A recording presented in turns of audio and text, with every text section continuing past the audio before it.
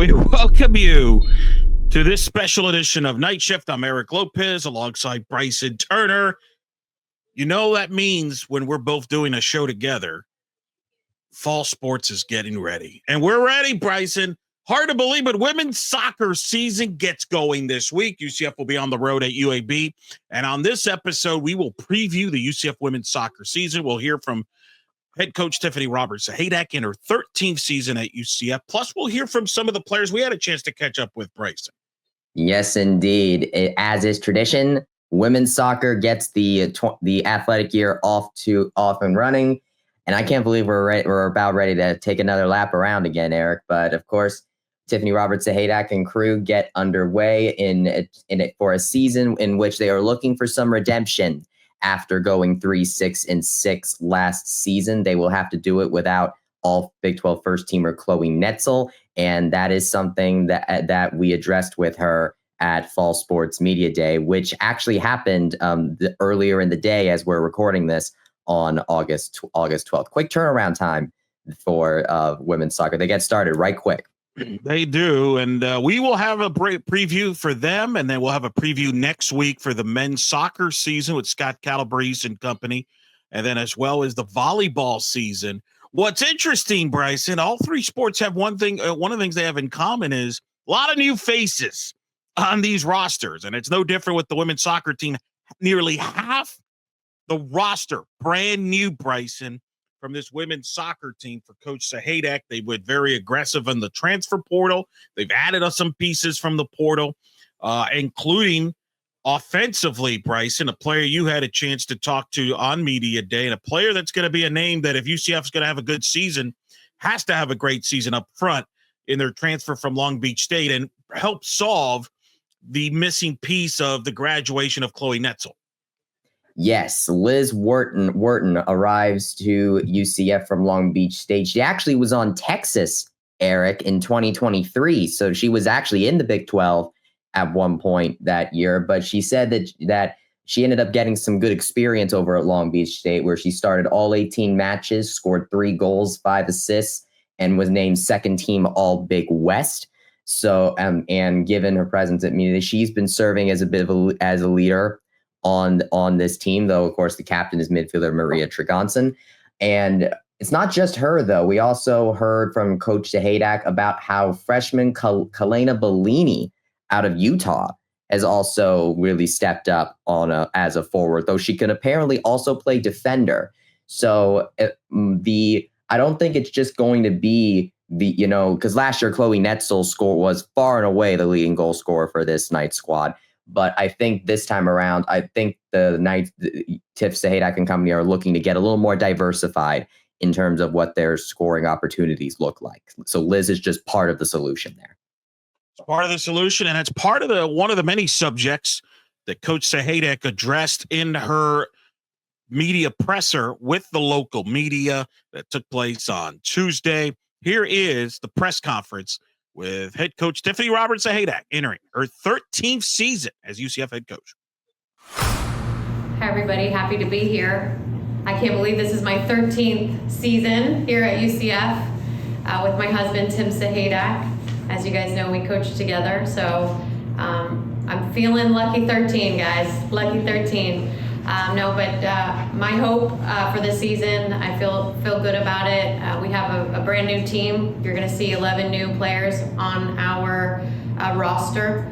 And so we worked really hard after this past season to recruit from the transfer portal. We have some freshmen, I think, that will be able to make an impact right away, immediately, which will be exciting. And so you're going to see a new roster. Obviously, the returners that we have are exciting players as well, and they're going to bring that experience and the knowledge from have played in our system and know the behaviors and the expectations already. But ultimately, I'm a really proud coach because we've really gotten to work since January. So our coaching staff's done a great job, like I said, putting together an awesome roster. But in addition to that, the players that we've added, and then talking about the returners, they've really gelled.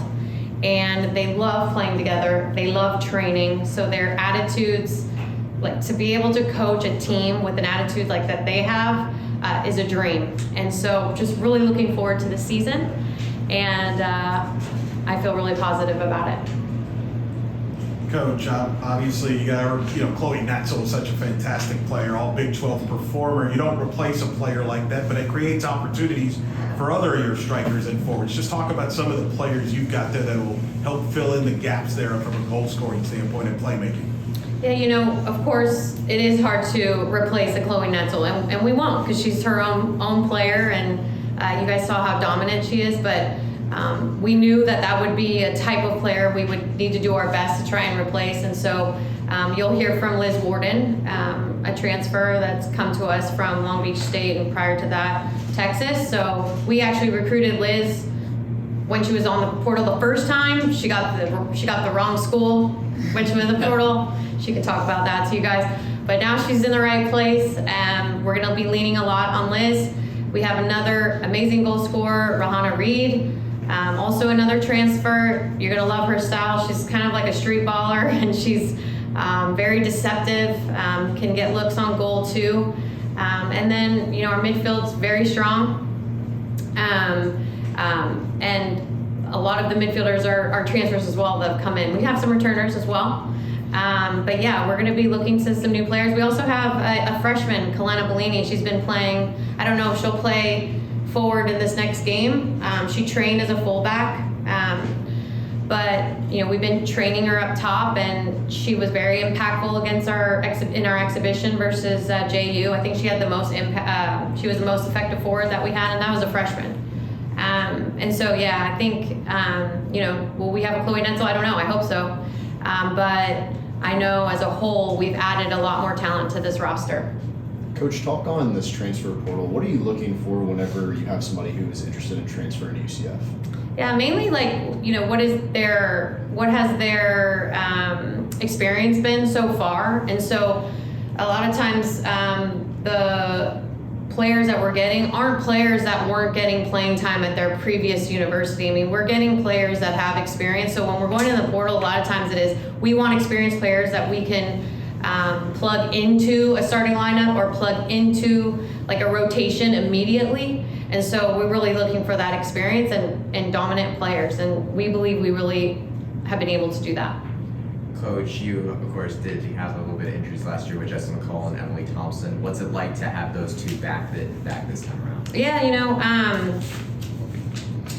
Jess is looking great. And you can see with every day that goes by, I know she's been training all summer, but obviously I haven't been able to watch her. But since preseason camp started, I'm watching her every day and evaluating her every day. And you can see every day she gains more confident and doesn't even look like she had an injury. And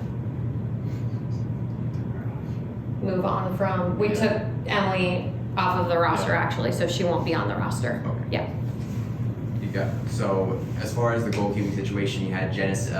Genesis was of course all playing internationally. So you had Sammy step up, and she really took advantage of that. But she ended up helping you guys between her and Genesis. You were one of the better goalkeeping teams actually last year statistically. So how do you kind of handle having both goalkeepers now from the beginning going into this season? Yeah, it's tough, right? Because you have two starting goalkeepers on your team, but this isn't the first time UCF has been in that situation. And I think if you have two starting goalkeepers on your team, it's just going to help us be more successful in the end. So they're going to continue to battle it out, and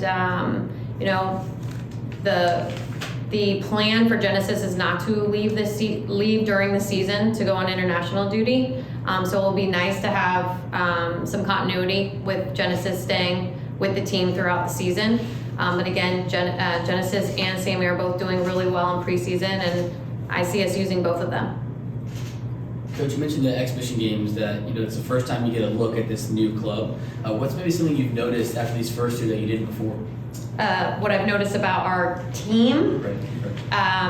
And saying, when I say notice before, like from January or from the last season? Yeah, from January just to now. Yeah. From January, okay. Small sample size. Yeah, right. Not a ton of difference, because I think we've made so many gains starting in January, because maybe James can help me with this, but I want to say 5 or 6 of our transfers were with us since January, and out of the 11. And so we were really able to integrate them early, and so we really gelled from then. So there's not like a ton of change from January until now, and it's kind of hard to tell, but I will say, we have a little midfielder from California, Sophia May. She's really, turned my head. I'm like, okay, you never know what true freshmen are coming in, especially if they've never had international experience and they're coming in domestic freshmen. I actually don't ever really have a lot of expectation for these freshmen, but Soph's come in and has done really well, and I could tell she's already earned the respect from a lot of her older teammates around her. So she's going to get playing time right away. And so she's been, it's kind of been a fun addition that we weren't really expecting right away. Yeah. With the regular season being just 2 days away, what are you mostly focusing on in training camp right now? It's kind of a joke because when you think about how short our preseason is, we always talk about doing things at lightning speed, and we're like, okay, guys, it's like you got 1 day to train this, and we're moving on to the next phase. But we're really, thankfully, like I said, majority of the team, we've been together since January. So we added a lot of the information to get everybody acclimated from January. But we're just revisiting a lot of those things with the new players now listening. But it's really everything. Like today we talked about game management, scenarios. What do we do when we're game up? What do we do when we're down, we're trying to force a goal, right? Obviously we've been working on our defensive phases, attacking phases, and we have to hit them up with so much information in such a short period of time, but every school is doing that right now. On the road tomorrow, I'm guessing game on Thursday. Talk about the early schedule. Do you feel you'll be tested on Thursday and a couple of games after? I hope so. That's the plan. When you look at our schedule, I do. I feel like we need to be tested early on. The Big 12 is no joke. And there's a lot of travel in the Big 12. So my goal was for us not to travel as much in this first half of the season. And you can see that we've been able to do that. It's really hard also to make a travel roster, right? Everyone deserves it. We've got 26 players that are all fighting for it. I'm in a good position as the coach where I do have to make a travel roster for UAB, but for the next 7 games after that, I'm not having to make a travel roster. And that gives all the players more time to be together, to train together, not missing training days with the core. So I think after UAB, that those 7 games is going to be a really great time for our team to spend a lot of time together and learn together and not miss out on one another. What's your crystal ball look like for the Big 12 this year? We're winning a championship. That's what we've been talking about. So I know that's a big task, especially based on where we landed last year. But if you talk to any of our players, that's what they want. And we believe in them, and we are preparing them to do that. And I think that's the only route you can go. So we've got big plans, big expectations, big dreams, and in my opinion, that's the only route for us to go. Historically, your teams, when you've had depth, you're a believer in depth, having extra, fresh legs to wear down teams, especially when you're playing a second match, for example, on a Sunday after a Thursday match. Where do you feel your depth is at right now? Are you pleased where it's at, especially on the defensive and the midfield side? I think this is the best depth we've ever had at UCF. So I'm really excited about our depth, and we've talked to our players. In the past, you've seen a typical starting lineup and you kind of get used to the same players starting. I think this year could be different. I think we have a lot more than 11 starters on our team, and I think that's how you win a championship, by having 15 to 20 starters, and you can make more rotations. And I just think it's way more sustainable when you're making more rotations when you're playing Thursday, Sunday for weeks on and weeks on, right? So you need to give players the proper rest, which we haven't completely been able to do in the past. But I think we have really good balance among the lines. I already talked about the goalkeeper, but from the defending lines, the midfield to the forwards, we have a lot of depth. And I do think it's the best depth that we've ever had. And I think the players feel it too. Like, they're feeling the competition within the team, but it's healthy competition. And I think they're at a place where, like, okay, if I start great, but if you start great for the team too, and that's where really we need to get. And I think that's how I feel about where our team is right now. Have we seen the team identity start to take shape, especially heading into the season now? Yeah, like, our identity, we're hungry and we're together. And We've implemented that in the past, and in possession, I want you to see a team that is confident on the ball. We make passes, build through the third, short passes, a lot of combinations, using each other, and then getting an attacking third and let our star fours, our attacking players do their magic and be creative. So I want you to see this attacking style soccer and a team that expects to be on the ball a lot. We came off of our game against Miami. It was a tie, but we had majority of the possession. And then as far as defensive, go, and you can ask them, but I've started to hear them, barking in the locker room. I'm like, what are they, wild dogs, like going after the ball, loose balls, it's our ball. So, if we feel like possession is our best quality, well, then we got to work really hard to win the ball back as fast as possible, and that's going to be one of our goals. Transition, get the ball back as quick as possible, and that takes a lot of hard work, but the players are fit and they're willing to do it. Have you seen this team respond to adversity?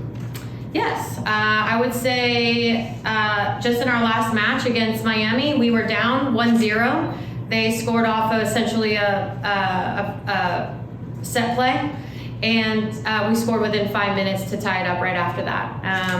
And so I thought that was a great opportunity for us to kind of see who we are in that situation. We had to respond in the spring. We went down to Daytona State 2-0. Early on, and I think it had surprised all of us, and we ended up coming back and winning the game 5-2. So we've been in a couple of situations now with this squad where we went down a little early and then came back and won or tied. So hopefully we'll be up all the time. That's the plan, not have to respond. But we're ready for adversity. We talk about it a lot.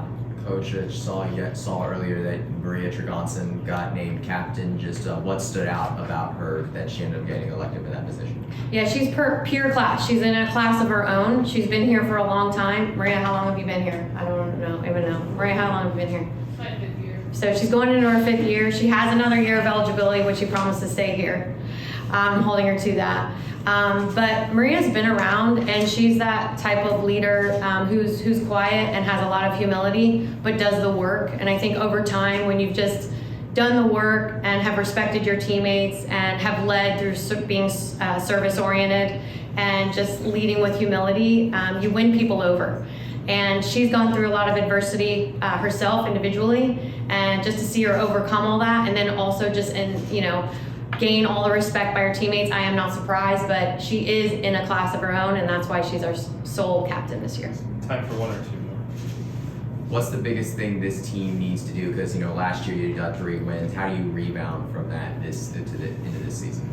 I think that the team is hungry. We're not really looking back at, obviously we've learned from last year, but it's a brand new team. We got 11 new players, and of those 11, a lot of them will be in the starting lineup, and we'll be rotating, making a lot of teams. So this team doesn't even remember last year because a lot of them weren't even here. So I think we're just starting fresh and starting new, and you can see that their energy, that's where their energy is too. Women's soccer is exploding. I mean, the NWSL now is on networks of getting big numbers on CBS and everything like that. Local championship or the Orlando Pride team. As somebody who's been around it as a player and as a coach, just describe the growth of the sport of soccer from the collegiate level onto the pro level, because that starts right here in the collegiate level. Mm-hmm. You guys have seen it. I mean, it has exploded, and it's wonderful to see, and I believe that the women deserve it. They've been working really hard to have a league of their own, and you can see how entertaining, this football could be at the highest level and in the collegiate level. And so it's, I feel very proud. I'm like a proud mom. I was there from the beginning, breaking barriers and helping our sport grow and globally. And so just to see where it's come is a big deal. I think now that there's more pro opportunity, I think that is one of the something about our program that makes it special and puts us in a different situation than I would say our competitors. Maybe James needs a fact check, but right now I believe that we are developing the most pros in the Big 12. So currently we have 30 pros playing globally, and right now I believe that is the most that any program in the Big 12 has currently playing professionally. And I think that has to do with the staff's background, knowing our connections, and also knowing how to develop then an environment that is very pro-like.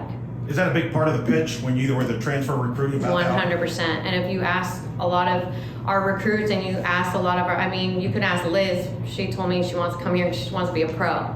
And so I think that is where we're trending.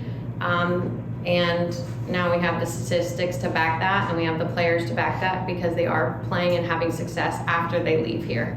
But yeah, it definitely is a pitch, and you'll see even that's why players are committing here. Transfers or freshmen.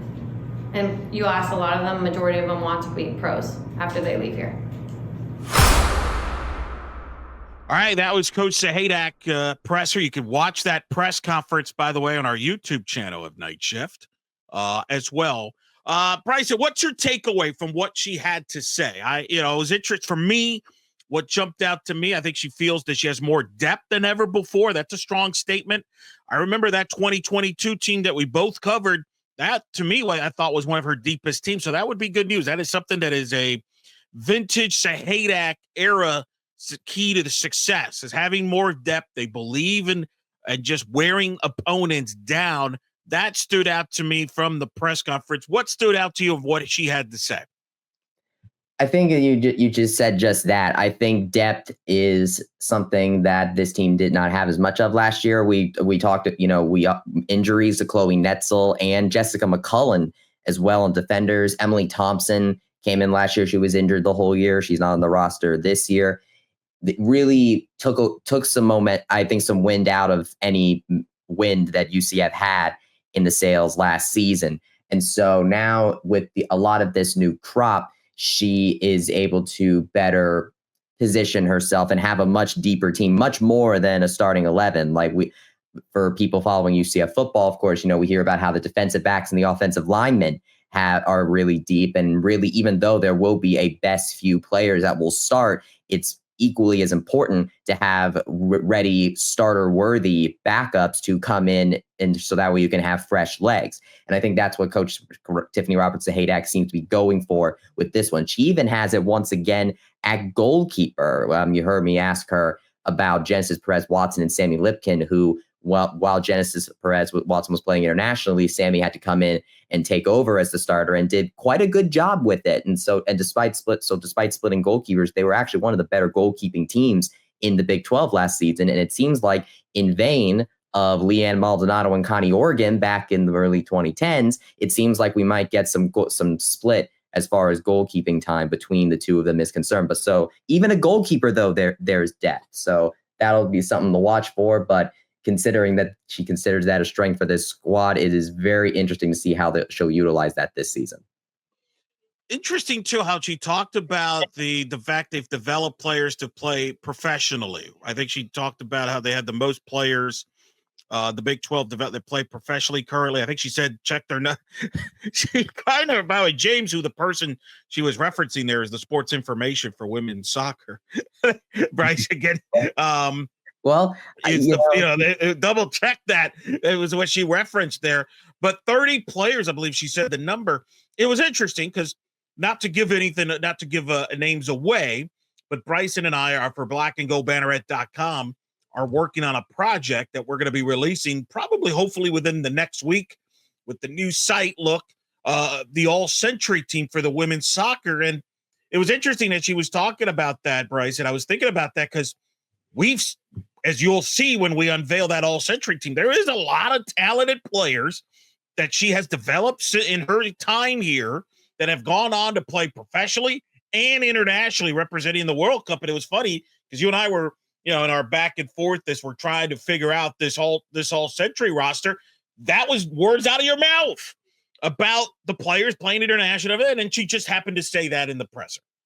Oh, absolutely. And you don't even have to go that to the legends of the Tiffany Roberts-Sahaydak era. Just this past offseason, graduating seniors like Mia Senho signed to play pro in Spain in Liga F. And you also have Annika Huta, who signed on to a Danish Superliga team as well. So it's not just those legends of the game. They're consistently going international. And Liz Worden, I believe, even said herself that one of the reasons she came here was because she wanted to play professionally. And what's funny is this sort of reminds me of football. in this way as well, because granted UCF has beyond the 2017 hasn't reached the heights of 2017, but since 2017 we've seen several fairly solid pro players develop out of UCF, from Richie Grant to RJ Harvey now. Like, there's some solid pro players coming out of football, even if the team success has not been great. And so even while, this past season they only got 3 wins, you're still seeing players signed to play professionally elsewhere in the world, though of course soccer is a more global game, so more opportunities. The point remains, though, a lot of pros coming out of this program. And that is something, I think, the direction that the sport of college soccer is headed. We'll get to more of this topic in a future episode when we talk about men's soccer and the potential changes for that sport down the road. But we'll keep it for women's soccer here on that. All right. We're going to now hear for some of the players we had a chance to talk to. Certainly, and what I think you mentioned, some of the injuries that kind of hurt them last season. One of those players that has been bugged by the injury was just named the captain, Bryson. And you and I had a lengthy, great conversation with the young lady, didn't we? Oh, yes. Maria Tregansin, when I saw that she earned the captaincy, I was a little bit caught off guard at first, just because, again, as someone who's covered this team for a long time, we haven't really seen that much of her. In fact, last season, she did play in 13 matches, but she played in a good amount of games, but she only started in four of them and playing about only 456 minutes. But that is because she tore her ACL twice during her course of her UCF career, and she's come back from both of them and now has seemingly really garnered the respect of her teammates to the point that they have named her the captain, a local product out of Winter Garden. I was very struck by the conversation, and I think that they made a really good choice as far as who was going to lead this team. So let's go ahead and hear from her now. Let's hear her own words on the matter. Here is redshirt junior UCF midfielder Maria Tregansin. All right, Maria, how you doing? Good, how are you? I'm doing all right. So I saw you got named team captain a few days ago. Just how did it feel to get that bestowed with that title? A bit surreal, honestly. I never thought that, my teammates and the staff would trust me with this role. So I'm feeling very grateful, very honored, and appreciative of the women on my team. What's the difference between 2024 Maria Tregansin versus 2025 Maria Tregansin? Honestly, not much, except for the responsibility, the pressure that I feel to ensure that the girls on my team are taken care of, and that we take this team as far as possible. So my mentality hasn't changed very much at all, besides the responsibility that has come with the role of being captain. You bring in a few new additions to the midfielder there, a couple from the Big 12 with Hannah and Ainsley, and then you got a few freshmen in the mix as well. Just to describe this midfield a little for us. Man, this midfield I'm super excited for this midfield. And a lot of what Tiff was saying, like the depth that we have, and like you truly have, not just 11 starters, you have 20 starters, and a lot of the midfielders, our entire midfield is just, the best way I could describe it is just straight ballers, footballers that want to play good football, who want to pass the ball around and make the team run. So yeah, I'm super excited, especially based off of, the chemistry and the connections we've been having in the midfield these past couple of preseason games. I'm super excited. How would you describe your style of play? I would say simple. I'm more of a simple. I don't like to do too much on the ball. I like to, let the ball do the work. I think there's a time and place for me to dribble personally, but I think my strength lies in pass completion and good decision making. So I think my style of play is more simple than other midfielders, I would say. I let my attacking mids and my 8s and 10s to do more of the fun things, So you've had to wait your turn. You've been patient. Describe this process there, and coming here to UCF, waiting your turn and the opportunity, and now you're captain. Yeah, I mean, that's a way to put it. I've waited my turn, but it's been crazy. I don't think I ever thought I would still be playing because a good portion of my collegiate career I've spent injured. I've spent 2+ years being injured with 2 ACLs back to back, and it's been absolutely surreal, having to go through those things and still be here and ready to compete for this team. So I'm just appreciative of the staff of Tiff and Tim for giving me the chance to continue to play, because ultimately they believed in me enough to keep me on the team as well. What kept you going? I mean, suffering those setbacks, those injuries, it could have been easy to just say it's not meant to be. What kept you going? Yeah, I mean, for some people it might have been easy, but for me, I felt like I didn't get a chance to prove myself to anyone. I've always had the expectation that I would play at a high level, and that I wouldn't let myself fall short of that.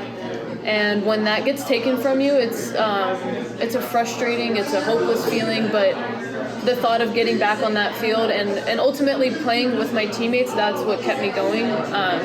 Because the sport is beautiful, I love playing the sport, but it's only as beautiful as it is because of the people you play it with. So I think that's what got me going. The motivation was to play with my best friends again. You're from Winter Garden. Yes. Local Central Floridian. Just what does it mean to you to be the captain of this team for essentially your hometown school? It's a great feeling, to be trusted and honored with this role. Like I said before, it's a bit surreal. How did I even get here? Just a small town, Winter Garden, Florida, and now I just went to UCF so that I can play in front of my family and play at a high level. So yeah, it's a crazy feeling, but nonetheless, I'm very privileged and very honored with this position. When people watch UCF play, starting this week, coming up and beyond, how would you describe what you want people to see when they see UCF soccer this year? I want them to see a talented group.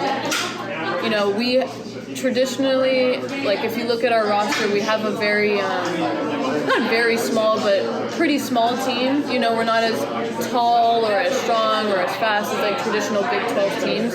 I want them to watch us play and really see wow, this team knows how to play good football, and we really pride ourselves on that, and the staff pride ourselves on that. So I think when the stands are filled with people and they're watching us play, I want them to think, wow, this team is a good team who knows how to play good football. What does this team need to do in order to get off to its best possible start this season? Because you start UAB in a couple days. I think we just need to keep doing what we've been doing. Practice what we preach. We've been working really hard, like Tiff said, all January. And we've been having captain's practice during the summer. And all of those things are to give us a sense of consistency leading up into the fall and to give us that confidence. So I don't think we need to be doing anything differently than what we've been doing. I think we just need to go in with a lot of energy, but I don't think we'll have a problem with that since it's the first game of the season. Who's really stood out to you so far on this team? Now that you're in a leadership position, who have you kind of noticed that's really stepping up and in store for a big year? That's a tough question because I feel like I can talk about that for hours. I mean, each personality really, it's a good mesh of different personalities. Obviously Liz, she's kind of that goal scorer that has that killer instinct that we've needed. We have Rahana Reed that has that street football style. We have youngsters who are making an impact that have an incredibly bright future. We have some midfielders that are absolutely insane on the ball. It's really hard to just pinpoint. There's Jada, who has been incredibly supportive and getting the girls going every day. It's really hard to pinpoint, because it's just a really great team filled with different personalities that I think are all necessary to make a successful team. Jada told me last year you all got to see the gold medal. Gold medal? No, the coach's gold medal from the Olympics. What's it like playing for Coach with everything she's done in the sport? What's it like? Obviously drew you to come here. She's a legend. It's hard to find the words to describe the impact that she's made on women's football. a lot of women, including myself, look up to her. And we joke around the team like they're almost like, Tiff and Tim are another set of parents, But Tiff, she really is the most supportive coach I've ever had. Influential, passionate, really driven. She really brings the energy and the discipline to the team. So, and as for my personal relations with her, I think, if it weren't for her, I wouldn't be sitting here today. How do you mean, like that last bit? So I mean, when I came in with my torn ACL, I got healthy. I played maybe 40 minutes my sophomore year in the fall. That was the year we won the AAC regular season, so I didn't see the field much. Then I got some more minutes in the spring, sophomore year, and then I tore my ACL again. So at that point, in my head, I was thinking, I'm done, because what kind of coach is going to want a player who's torn their ACL twice back-to-back in the span of 2 years, So in my head, I was expecting them to not necessarily give up on me, but I guess that's the kind of expectation when you are, this is essentially a business, you can't just have free spots on the team. But Tiff and Tim, especially Tiff, gave me the confidence, we want you on this team, take the time you need to get better, I'm excited for you to get back, and whatever you need, we got you. So it's moments like that, if it weren't for her giving me that confidence to take the time to let my body heal, I would not be here today. Awesome. Well, I can't wait to see you play a full season this year. Good luck. Thank you. I appreciate it. And that was Maria Tregansin, UCF women's soccer captain for the 2025 season. I know that I mentioned before about her journey through recovering from her injury, but I want to hear from you, Eric, because I want to get your thoughts on this as well, about Maria emerging to the captaincy and what that says about this UCF squad. I think in a lot of ways, representing the misfortunes that they've had, that they've run into with some injuries and things like that. I think that's kind of been the reason why, in a part, because they've missed the tournament the last couple of years. It was interesting to get to hear her story and talk to her. You could see why she's a captain. She just, just feels that way. But remember, she talked about she was part of that 2022 team in a limited role when Daria Rajai Bryson was the captain and played in the midfield. And I think there's a, I don't think it's an accident. I think she took some notes there, and I even talked to her a little bit after the recording of the interview about Daria and the impact she had as a captain and all that. And I think if Maria can bring that to this team, and one thing that she brought up, and then that Coach Sahaydak even brought up in the presser, is possession of the ball, Bryson. Remember, one of the things, the last couple of years I think UCF has struggled with is having possession. I think a lot of times you and I would talk after a match and we'd talk about how they were, the other team had more time of possession of the ball, because if you don't have possession, now you're putting more pressure on your back line. You're putting more pressure on your goalkeeping and your defense. Sometimes just controlling the ball is your best defense, not to mention it helps you create opportunities offensively. And I thought it was interesting to hear her strategically to talk about her style of play, and you listen to that in the interview. So I think that's a key. If you look at the key of the UCF season, can they get consistent play out of the midfield to have possession and make the right reads and the right plays and the right passes, instead of, errant passes that could force a turnover and now the team is counter attacking on you. So I think that's going to be a key for her. What's your thoughts on the midfield? We talked to Maria, obviously she's a part of that, but what else jumps out to you from the midfield as well as the forwards? What stands out for you? Because you mentioned earlier about your conversation up front and who they replaced Chloe Netzel, but there's other names, and the sense that all the players and Coach Sahaydak at least seem to say is that they have maybe a handful of players that could step into those roles, and they feel they have more than 11 starters. We'll find out when the games start for real. But what jumps out to you from the midfield and the forward spot?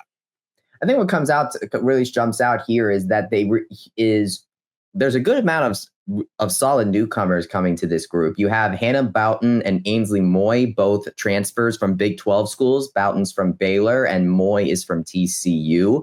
You also have Brooke Maroney. She's coming back from last year. I talked to I talked to Jada Silvest, and she talked about how Brooke was someone to watch as well. Ella Holleran is coming back, sophomore out of Wellington. She actually started 5 of the 15 matches she played in, even scored a goal. So I think it, and also you have Hanoka Hamano, who transferred in from Memphis last year and now back again, started 12 of 13 matches she played in there. I think that we are really seeing this revolving door aspect of it here. I think because I am seeing a midfielder group that, while it's not like you have a pillar of starters returning beyond Hanoka Hamano, what you are getting is a very big group of midfielders that you're able to switch on and off very quickly to that, and experience. They're experienced as well. They're experienced and will be able to provide fresh legs, so that way you're able to keep up with other midfield groups. So I'll be interested to see what they're able to do, because last year, I mean, as good as the goalkeeping was for UCF, Genesis Perez Watson and Sammy Lipkin were just absolutely like peppered all the time with goals, which is what led to the results that we saw last season. So as good as your goalkeeping is, it's just probability. The more an opponent shoots at you, the more likely they're going to get goals.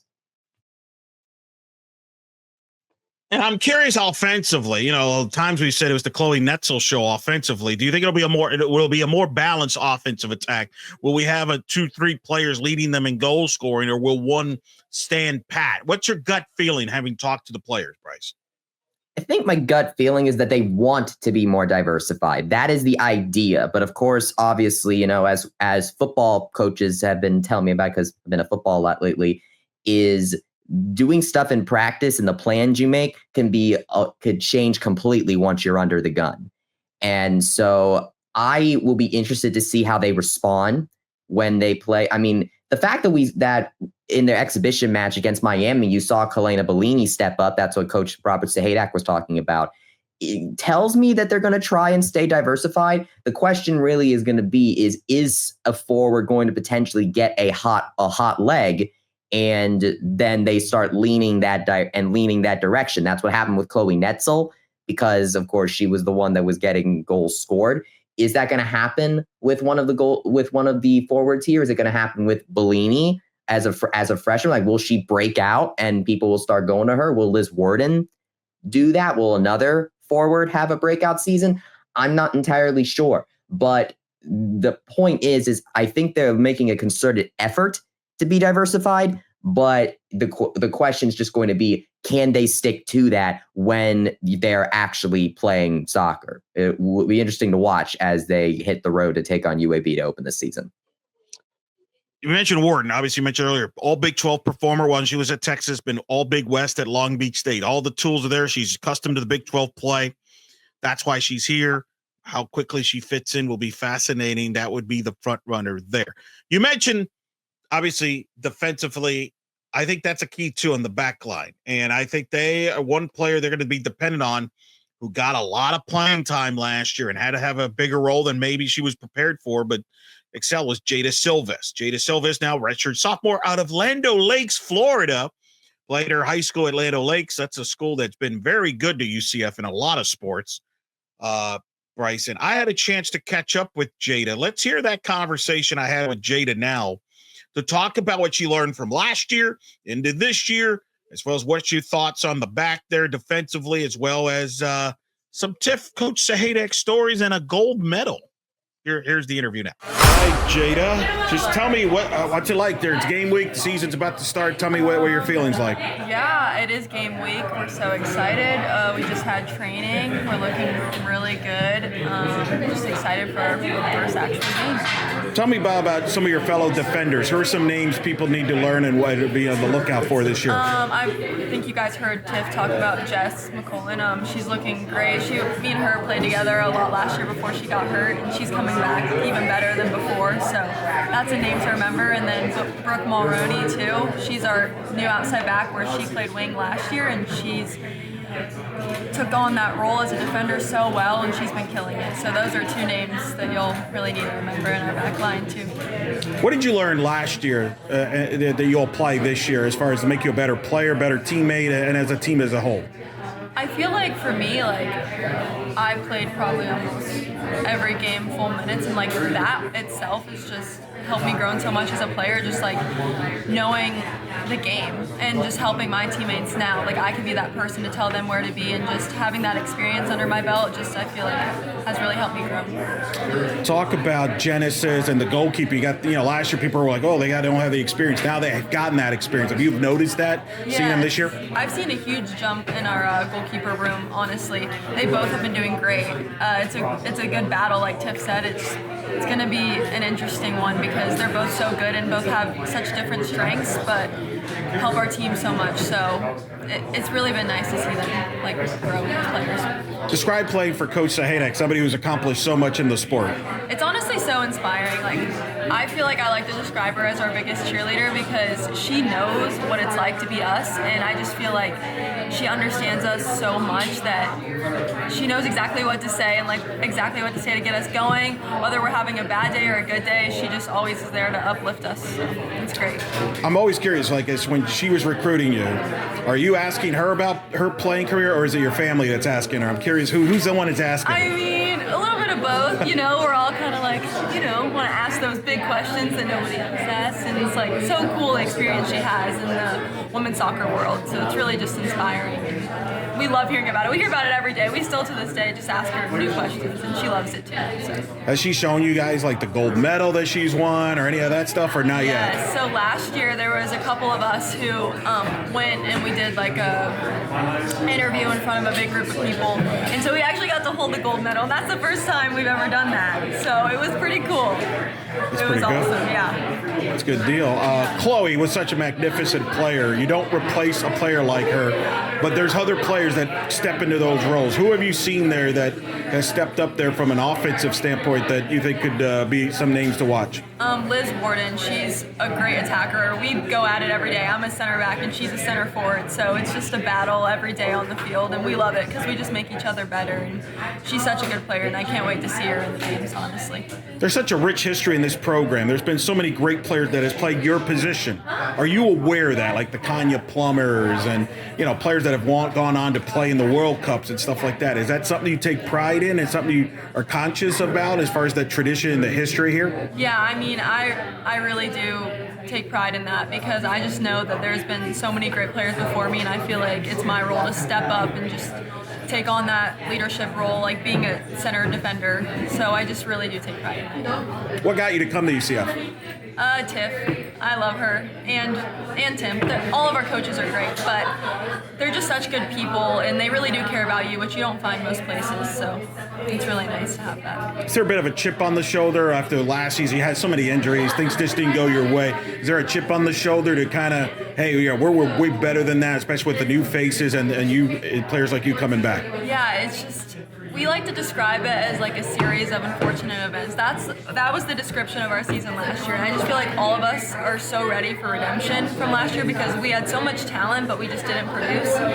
So going into this season, we're just extra hungry for those wins, and I think it's going to be great, especially with all of our new additions as well. All right, well, good luck this season. Thank you. All right, that was fun. Good to catch up with Jada Silvest there. Really liked talking to her. I mentioned Land O'Lakes, Florida. I didn't bring this up to her after because, I mean, it's all a crazy in media day. You're moving around, trying to make sure you get everybody and all that. I had to, next time I see her, I got to ask her about being from Land O'Lakes, Florida. Bryson, can you name maybe the most famous UCF alum that's from Land O'Lakes, Florida?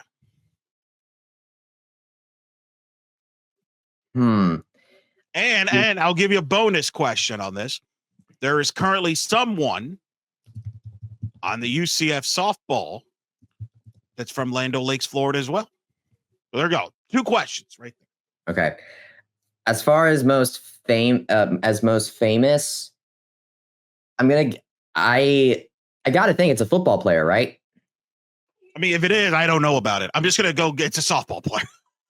Because of course it's going to be a softball player for me, but that's all right. Oh, okay, yeah. That's a hit. There you go. See, I made it simpler for you there. Okay, is it Best? Is it Stephanie Best? No. She's from South Carolina. No, it's Aaliyah White Ah, And Leah. the all-time winningest pitcher of UCF softball. All right, Nate, can you figure out who on the staff at UCF softball currently is from Land Lakes, Florida? What's the same school? All right. I'm not Sydney. Is it Sanders? Close enough. Shannon Sale. Shannon. All pitchers all the time. So the point, I mean, there's other athletes and stuff like that I might not be aware of, but that has been a very good, very kind to UCF. And I think from a soccer standpoint, they're hoping that Jada Silvest will add to that legacy for their program because she's going to be a big key. But who else do you see there on the defense there helping Jada? Well, you have another Central Florida, another Florida native, and Jessica McCullen coming out of Longwood, a very local product for her. She was an all Big 12 freshman team selection in 2023, but after starting 5 matches in 2024, she got hurt and missed the rest of the season. So losing her, I think, was one of those injuries, Eric, that I think really negatively impacted the results of last season. So she's back. You have, of course, we talked about Jada Silvest. You also have Guda Frank coming back, the sophomore Brazilian who started 9 of the 11 matches she played in last year. Remember, she was playing for Brazil at one point internationally. She came back to do that. They also grabbed Haley Mercero out of Pittsburgh, local of Boca Raton. She played 7 matches off the bench for the Panthers last season for only 125 minutes. And then of course, Kayla Chapman-Haggerty is coming back next year for her 5th year. She played 739 minutes last year. And oh, by the way, Kalena Bellini can play defender too. We talked about how she's played, I believe, center back or something like that. So just like with the midfield, there is a pretty deep group of defenders here, at least in terms of experience or returning experience that was not available last year. So it'll be very interesting to see how the playing time will shake out. But I'll tell you what, Eric, I remember in 2022, one of the big reasons that we said that the team got as far as it did that season was because of the experience they brought in the back line.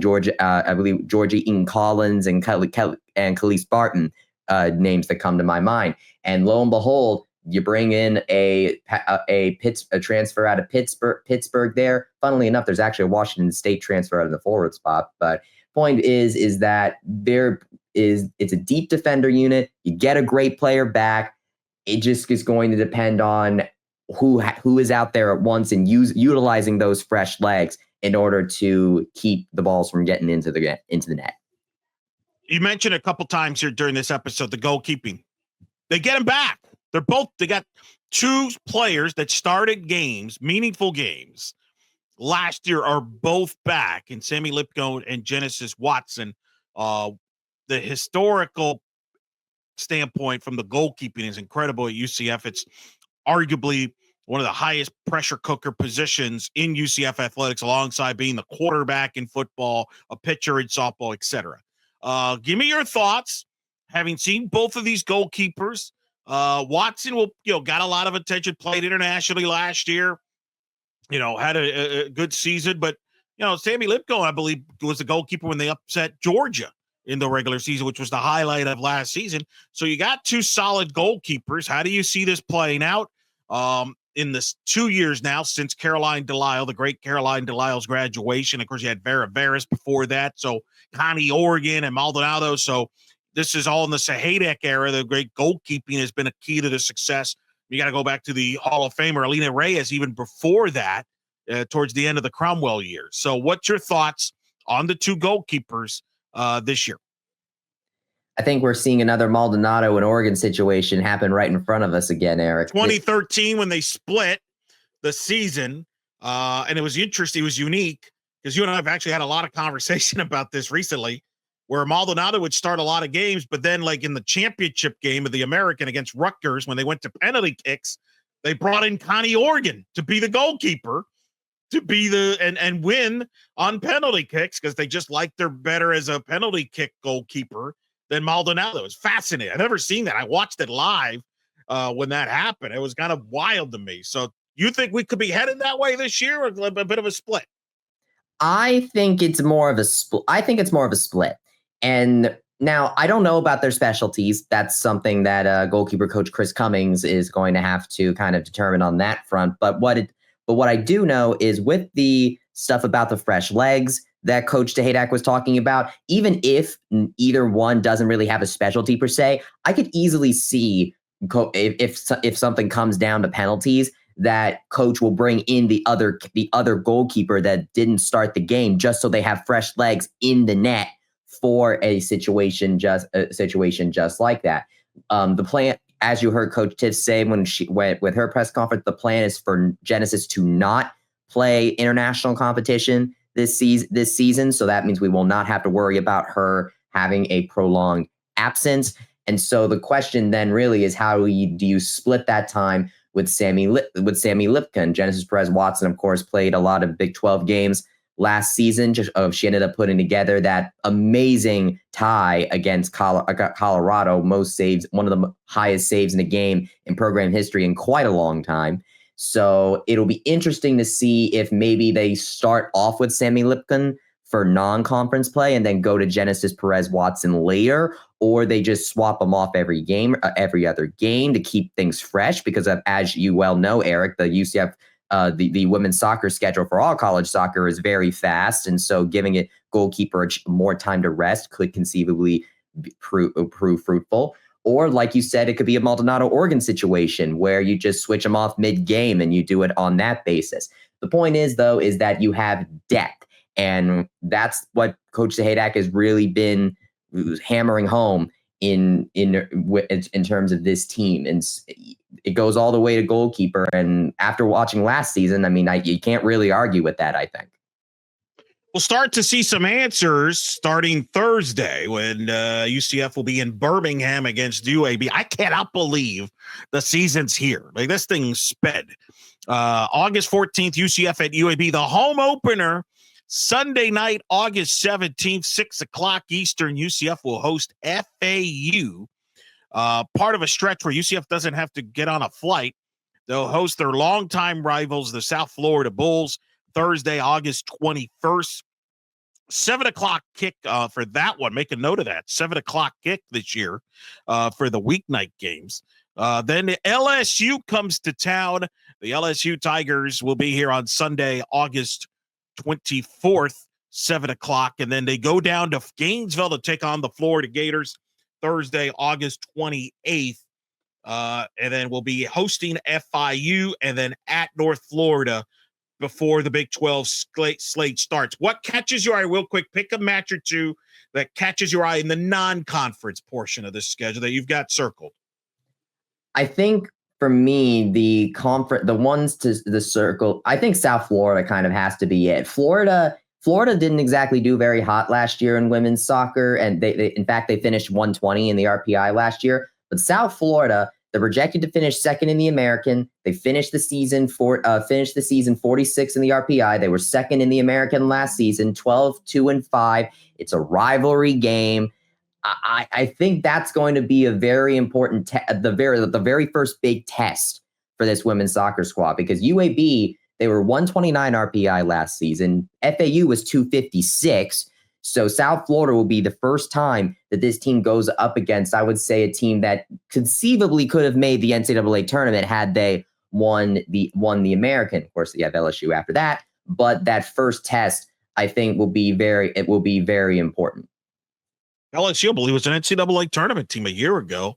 Yes, but they're the SEC. They're the SEC, Eric. That's a really fun matchup. The only thing I'm bummed out about that one is I believe that's the same night I have a fantasy football draft. Man, come on now. But nonetheless, that is what happens. That's life. That's the beauty of ESPN Plus, is you can catch them if you can't make it to the matches. All right, so that is the non-conference schedule. Big 12 play begins on Thursday, September 18th. UCF will host West Virginia, the same opponent that UCF played its first ever Big 12 home game 2 years ago. Got their first ever Big 12 win. UCF women's soccer was the first sport to get a Big 12 win 2 years ago when they knocked off West Virginia, who's been perennially a powerhouse when it comes to women's soccer. Then UCF heads on the road on the 25th of September at Arizona State. Makes sense to get those two back-to-back on the trip.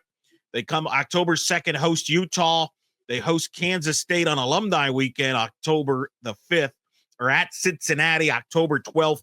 They go to Oklahoma State, who's always been, that's an NCAA tournament team, ranked in the preseason polls, Thursday, October 16th. They go to Houston. Houston has a brand new coach. Sunday, October 19th. They host Baylor on Sunday night, October 23rd, on senior night. And then Monday night, are you ready for some UCF soccer Monday night at home?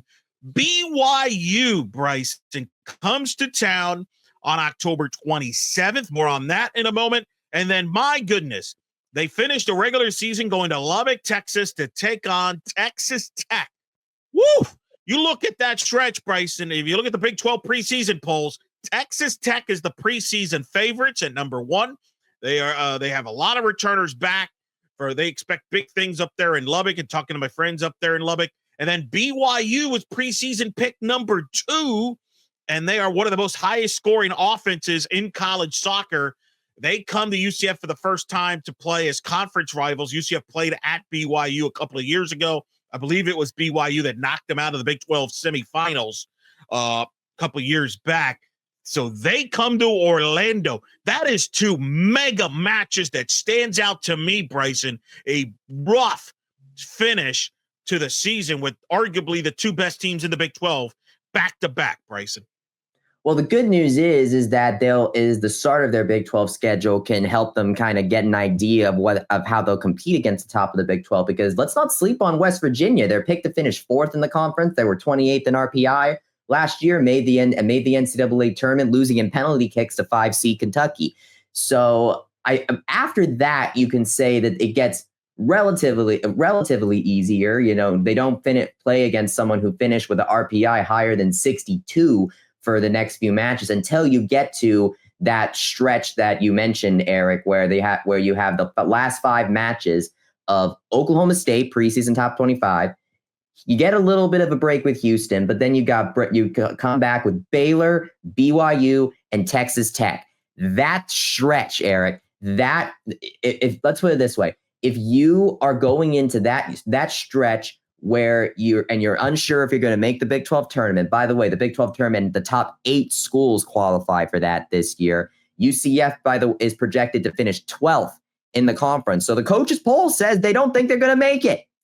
And so if you are on the bubble for that tournament and you're going into those 3 games, I would say that unless things are looking different as the season progresses, that's when you could get a little bit nervous, especially if you have to go on the road to Lubbock with a tournament spot potentially on the line.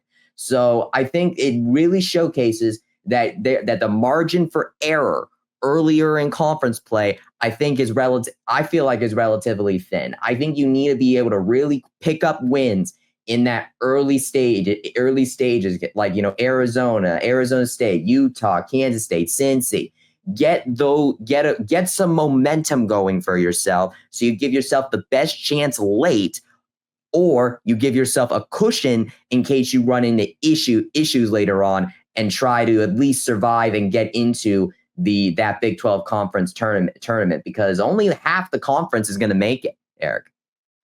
Yeah, that's a change in the Big 12 going to 8 teams. Of course, UCF didn't make the Big 12 tournament last year, so no surprise there. Well, notable, that was a deeper, I think that was 12 got in last year.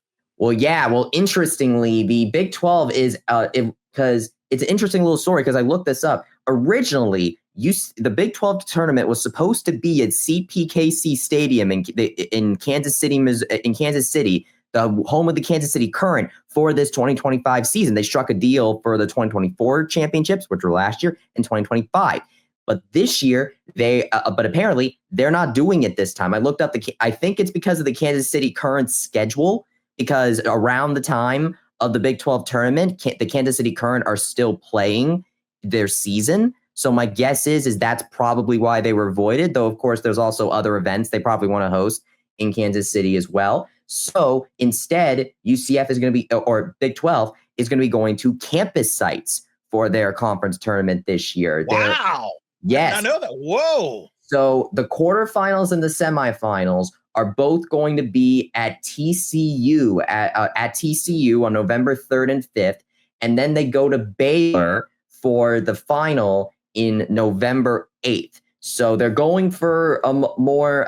So they're keeping that central location theme. If you notice, Texas being like kind of right there in the middle of the country. They just had, I think that with no venue and with not having CPKC Stadium, that they had to go to campus sites. But because of campus sites, you can't exactly accommodate as many people, and so thus I think that's why they shrunk it down to 8. It's unfortunate, really, because if it was at 12, UCF would be right at that bubble. So it's a bit of a kneecap of the situation, but it is what it is. Now, if you want to make it to the conference tournament, you got to finish in that top 8.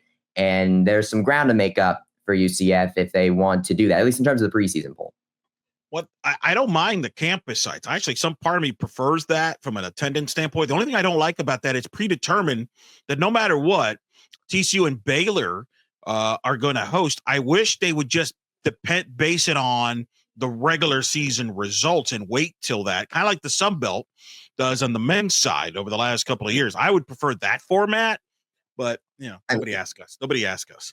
Well, it's experience of doing it. I think that's just part of it.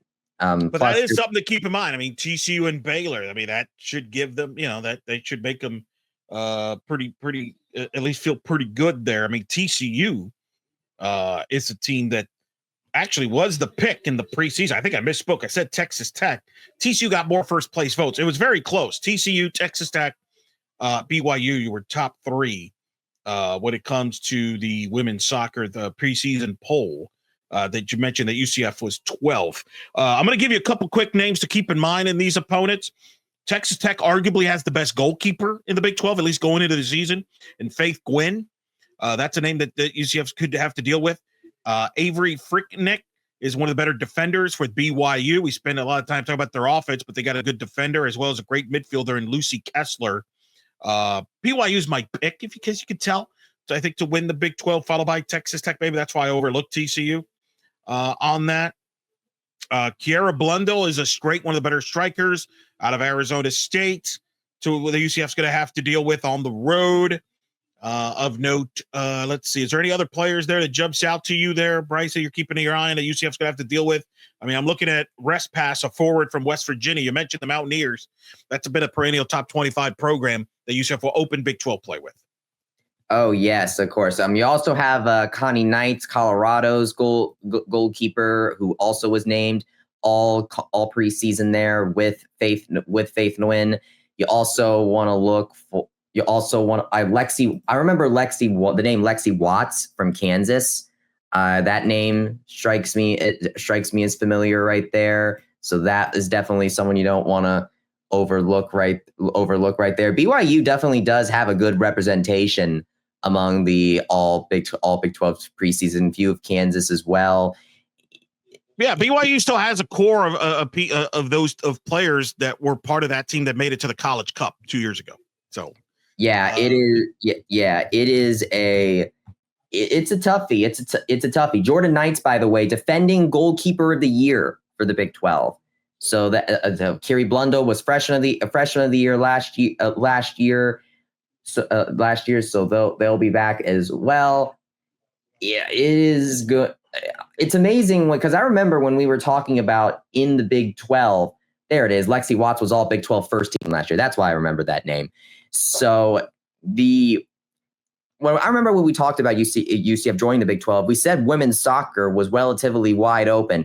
Doesn't really look like that now, Eric, especially with the more West Coast teams coming in as well. Here's the good news. Last year, the Big 12 earned 7 bids into the NCAA tournament. It's the most that the Big 12 has had since 2003. I believe the SEC and the ACC were the only conferences that had more bids in the NCAA tournament. The reason why I think that's good news, if you're UCF, Bryson, if you take care of business and get some good quality results within conference, you're going to make the tournament. You know what I mean? Like, I think this non-conference schedule, we'll see how it shakes out. On paper, looks solid. You go, hosting South Florida, hosting LSU. We'll see about Florida. You're right. Florida hasn't been what they were under the Becky Burley years yet, but still, it's on the road, things like that. But to me, 7 teams made the tournament for the Big 12. So if you're UCF, remember 2 years ago, UCF was a first four out. I would argue if they win that BYU semifinal game a couple of years ago, they're in the tournament. So my point is, if you can win some of these results and get some quality results, because you're going to have quality opponents, you're going to play yourself into the NCAA tournament. And I think that's the beauty of this sport, is you could be a team that won 3 games a year ago, finished near the bottom of the league, and then jump up in 1 year. That's how narrow the margin is in the sport of soccer. And I think for this team, can you win close games? I think last year, yes, people focus on the lack of wins. Think of all the ties they had opportunities to win that they didn't win, right? Or think of some tight losses that they had. Can they flip some of those and have a completely different season? Health will play a factor. Some of these players on this roster that we've talked about on this episode have to step up, Bryson. I don't know. Maybe I'll be proven wrong. Is there a Chloe Netzel type star player who, remember, Chloe Netzel was a first-team All Big 12 a year ago, was among the leaders in Big 12 in scoring. I don't know if they have that, but they may, maybe if you may not have that one individual, but if you have a collection that fits, maybe that's good enough for this turnaround for this season. I think I'm very intrigued to see how this team comes out. They got to get off to a good start. You brought this up. Got to get off to a good start in the non-conference. Got to get off to a good start in the Big 12. One of the problems they ran into last year is they dug themselves a hole, and you don't want to play catch-up when you're in a league like the Big 12. No, you do not. And, you talked about that big count at 7. Remember what I just said earlier. 8 teams are making the Big 12 conference tournament this season. So there's a potential likelihood here that if you can get into the Big 12 tournament, you're probably going to get in to the NCAA tournament. Not guaranteed, but it's looking like that could be the case. I don't think it's an accident they dropped it to 8. In fact, I could give you the scoop. Softball's dropping it to 8 as well. So we'll get into that in the spring. But I think part of that is, if you think about it, teams that are at the bottom of these conferences normally don't have great RPI, so they kind of hurt you.